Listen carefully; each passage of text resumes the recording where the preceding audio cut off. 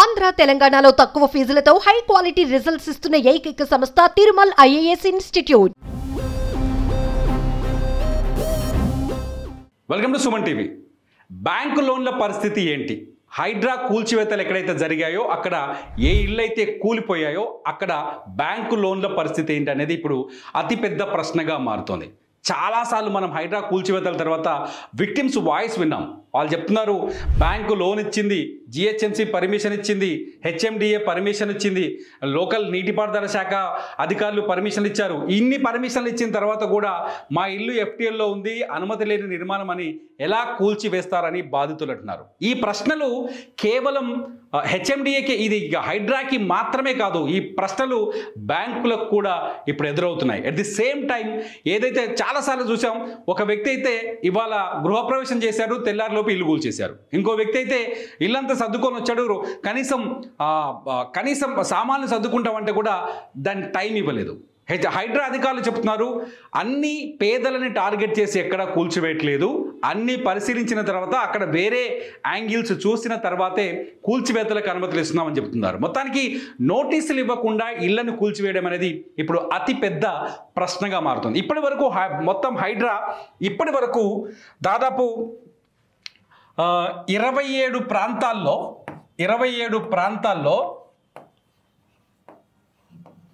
311 constructions నిర్మాణాలు కూల్చేశారు.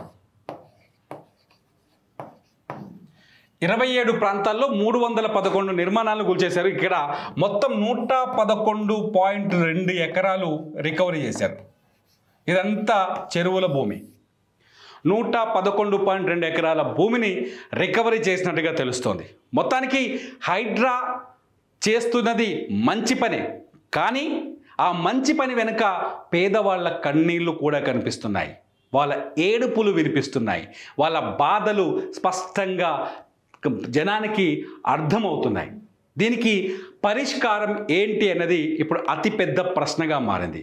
పేదవాళ్ళు ఎప్పుడు ఇల్లు కొనుక్కున్నా, మళ్ళీ చెప్తున్నాను, పేదవాళ్ళు ఎప్పుడు ఇల్లు కొనుక్కున్నా ఖచ్చితంగా బ్యాంకు లోన్ మీదనే ఆధారపడి కొంటారు, బ్యాంకు లోన్లు తీసుకొనే ఆధారపడి కొంటారు. ఇప్పుడు ఇల్లు కూలిపోయిన తర్వాత బ్యాంకు లోన్ ఎలా కట్టాలి?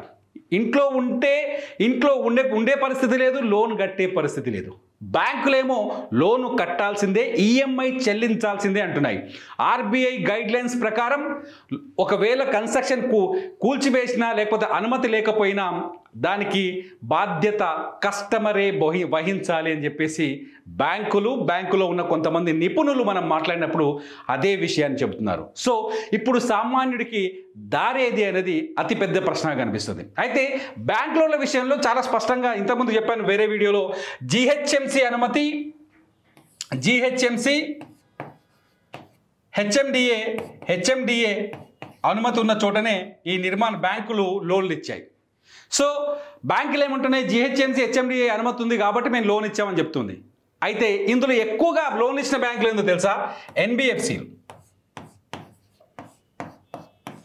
నాన్ బ్యాంకింగ్ ఫైనాన్స్ కంపెనీలే ఎక్కువగా లోన్లు ఇచ్చాయి. అందులో ఎల్ఐసి కావచ్చు, టాటా కావచ్చు,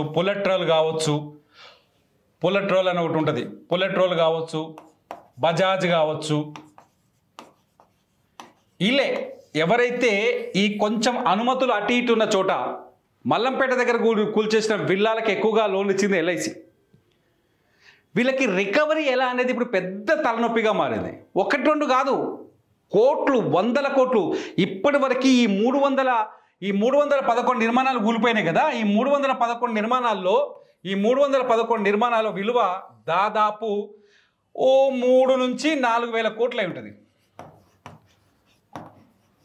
3 నుంచి 4 వేల కోట్ల నష్టమే ఉంటుంది. ఎవరికి? బ్యాంకులకి. నష్టం కాదు, కష్టం.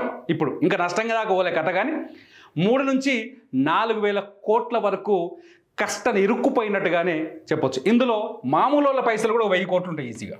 సామాన్యుల పైసలు 1000 కోట్ల పైనే ఉంటుంది. దాదాపు 5,000 కోట్లకు పైగా ఇప్పుడు డబ్బులు ఇరుక్కుపోయాయి హైడ్రా లేకపోతే ఎఫ్టీఎల్ బఫర్ జోన్ ఇష్యూలో. సో బ్యాంకులు చాలా స్పష్టంగా చెప్తున్నాయి ఏంటంటే కస్టమర్ల కంటే ముందే డెవలపర్లు కూడా లోన్లు తీసుకుంటారు. సాధారణంగా ఒక ప్రాజెక్ట్ ఉందనుకోండి, ఒక 1000 అపార్ట్మెంట్లో 2000 అపార్ట్మెంట్లో కట్టే పెద్ద పెద్ద వీళ్ళ టవర్స్ ఉంటాయి కదా, ఈ టవర్స్ ఉన్న కాడ ఏం చేస్తుంది అంటే బిల్డర్ కూడా లోన్ తెచ్చుకుంటాడు.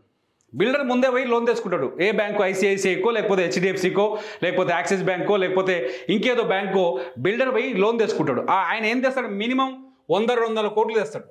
మినిమం 100 కోట్లు, 100-200 కోట్లు మినిమం తెస్తాడు. లేకపోతే ఈ 100-200 కోట్లు తెచ్చేటప్పుడు ఏం చేస్తాడు, ఆ ల్యాండ్కి సంబంధించిన హెచ్ఎండిఏ అనుమతులు కావచ్చు, జిహెచ్ఎంసి అనుమతులు కావచ్చు, నీటిపారుదల శాఖ అనుమతులు కావచ్చు, లేకపోతే మున్సిపాలిటీకి సంబంధించిన అనుమతులు కావచ్చు, అన్ని అనుమతులు తీసుకొచ్చిన తర్వాతనే కన్స్ట్రక్షన్ చేస్తాడు. ఈ అనుమతులు ఇచ్చింది ఎవరు, అధికారులు. ఇవాళ హైడ్రా ఏం చెప్తుందంటే లోకల్ అధికారుల్ని మేనేజ్ చేసి బిల్డర్లు అనుమతులు తెచ్చి అనుమతుల పైన లోన్లు తెచ్చి FTL బఫర్ జోన్లలో నిర్మాణాలు చేపట్టారు. ఆ నిర్మాణాల్లో అన్ని అనుమతులు ఉన్నాయని సామాన్యుడు భ్రమపడి కొనుక్కున్నాడు, దానికి మేము బాధ్యత వహించలేమన్నట్టుగానే మాట్లాడుతుంది హైడ్రా. ఈ అనుమతులన్నీ వచ్చేసరికి ఏం చేస్తారంటే మిగతా బ్యాంకులు కూడా, అవతల బ్యాంకు అప్రూవల్ ఉంది కాబట్టి మనం కూడా ఇవ్వచ్చని మిగతా బ్యాంకులు కూడా లోన్లు ఇస్తాయి. ఇండివిజువల్ నాలాంటోడో నీలాంటోడో, ఇప్పుడు వీడియో ఉన్నావు కదా, నీలాంటోడో పోయి ఇల్లు కొనుక్కోవాలనుకున్నానుకో, ఈ పత్రాలు తీసుకురాని ఒక 8-9 లిస్ట్ ఇస్తారు. ఆ లిస్ట్ తీసుకొని పోగానే దాన్ని అప్రూవల్ చేసేస్తారు. అన్నిటి గతం వేరే బ్యాంక్ అప్రూవల్ ఉంది కాబట్టి మనం ఏం చేస్తాం, అడ్వాన్స్ కడతాం, తీసుకుంటాం, అది పోతాం. సరే, బిల్డర్ ఏం చేసాడు, నీకు అమ్ముకున్నాడు, బయటపడ్డాడు. బ్యాంక్ ఏం చేసింది, అక్కడికి ఆ బిల్డర్కి ఇచ్చిన లోన్ రికవరీ చేసుకుంది. ఇక మిగిలింది నీకు ఇచ్చిన లోన్ సంగతి ఏంది, నువ్వు ఇరుక్కపోయినావు. సో మొత్తానికి సామాన్యుడు మాత్రం అతి పెద్ద ప్రశ్నల వలయంలో ఉన్నాడు. దీనిపైన ప్రభుత్వం స్పష్టత ఇవ్వకపోతే సామాన్యుడి పరిస్థితి దారుణంగా ఉండే అవకాశం కనిపిస్తోంది. ఇది నా మాట కాదు, బ్యాంకర్లే మాట్లాడుతున్నారు. ఖచ్చితంగా బ్యాంకర్లు లోన్ కట్టకపోతే ఫోన్లు చేసి టార్చర్ చేసి ఇంటికి మనుషులు పంపించి వేధిస్తారు. ఇప్పుడు అంటున్నారు కొందరు ఎక్స్పర్ట్స్, బ్యాంక్ ఎక్స్పర్ట్స్ ఏమంటున్నారంటే FTL పరిధిలో కానీ ఇప్పుడు హైడ్రా కూల్చివేతల దగ్గర నష్టపోయిన ఇంటి యజమానుల పైన లోన్లు కట్టమని ఒత్తిడి చేయలేం, కానీ ఏదో రకంగా రికవరీ చేసుకోవాలి కదా అని చెప్తున్నారు. రికవరీకి బ్యాంకుల దగ్గర 2 ఛాన్సులు ఉన్నాయి. ఒకటేమో ప్రాపర్టీ ఉంటే ఆ ల్యాండ్ని సొంతం చేసుకోవాలి. ప్రాపర్టీ ఉంటే ల్యాండ్ని సొంతం చేసుకోవాలి. హైడ్రా కూల్ చేసిందంటేనే ఆ ప్రాపర్టీ ఎవరిది ఒరిజినల్ కాదని అక్రమము. ఆ ప్రాపర్టీ అక్కడ కన్స్ట్రక్షన్ చేయడానికి లేదు, దాన్ని ట్రాన్స్ఫర్ చేయడానికి వీలు లేదు, అయిపోయింది, ప్రాపర్టీ లేదు. లేదంటే వీళ్ళు ఏమైనా ఇన్సూరెన్స్ తీసుకుంటే, ఒకవేళ వీళ్ళు ఇల్లు కట్టేటప్పుడు ఇన్సూరెన్స్ ఇస్తారు. ఇన్సూరెన్స్ తీసుకుంటే ఆ ఇన్సూరెన్స్ నుంచి 70% వరకు రికవరీ చేయొచ్చు అని చెప్తున్నారు, 70% వరకు. అయితే ఈ ఇన్సూరెన్స్ నుంచి రికవరీ చేసినప్పటికీ కూడా ఆ కస్టమర్ అక్కడ ఏమవుతాడంటే డిఫాల్టరే అవుతాడు.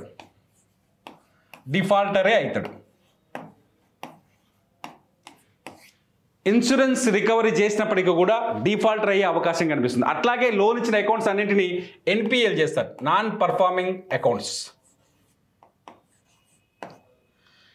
NPL చేయడం వల్ల ఏమైందంటే భవిష్యత్తులో ఆయనకి ఏ లోను రాదు. సింపుల్, ఏ లోను రాదు, భవిష్యత్తులో ఏ లోన్ రాదు. బ్యాంకు మనల్ని శత్రువులా చూస్తుంది అన్నట్టు లెక్క. NPA అయినామంటే బ్యాంక్ కస్టమర్ శత్రువులా చూసే అవకాశం ఉంది. సో ఈ బ్యాంకుల బారి నుంచి, ఈ లోన్ల నుంచి ఎలా తప్పించుకోవాలన్నది ఇప్పుడు అతిపెద్ద ప్రశ్నగా మారుతుంది. సామాన్యులు ఇల్లు కోల్పోయారు, ఇప్పుడు బ్యాంకులో ఉన్న పరపతిని కూడా కోల్పోతామా? బ్యాంకుల వేధింపులు తట్టుకోక ఎన్ని సమస్యలు అంటే, ఒకటి చాలా క్లియర్, ఒకసారి రాస్తాను. 1, ఆస్తి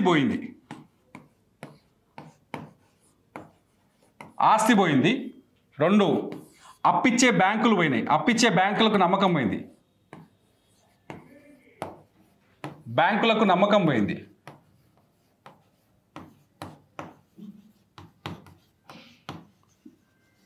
3, సంపాదించిన డబ్బులు పోయినాయి,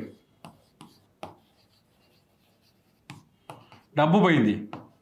4, భవిష్యత్తులో ఎవడో అప్పియ్యాడు.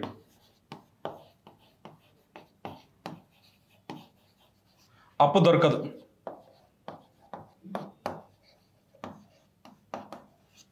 ఇక చూసుకోండి, హైడ్రా బాధితుల అతిపెద్ద సమస్యలు ఇంకా చాలా ఉండొచ్చు. 1, ఆస్తి పోయింది, కొత్త ఆస్తి, ఇల్లు కొనుక్కుని ఇల్లు పోయింది, ఆ ఆస్తి కోల్పోయింది, ఆ రోజుతో ఇల్లు ఇంకా కనిపించట్లేదు. అప్పిచ్చిన బ్యాంకులపై నమ్మకం పోయింది, లోన్ కట్టకపోతే బ్యాంకు లోన్ ఇవ్వదు, లేకపోతే కోర్టుకు వెళ్ళాలి, కోర్టు చుట్టూ తిరగాలి.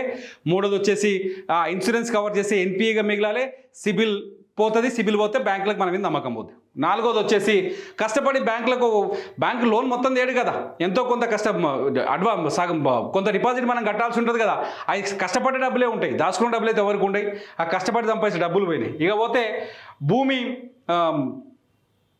బ్యాంకులు భవిష్యత్తులో అప్పిచ్చే అవకాశం కూడా లేదు.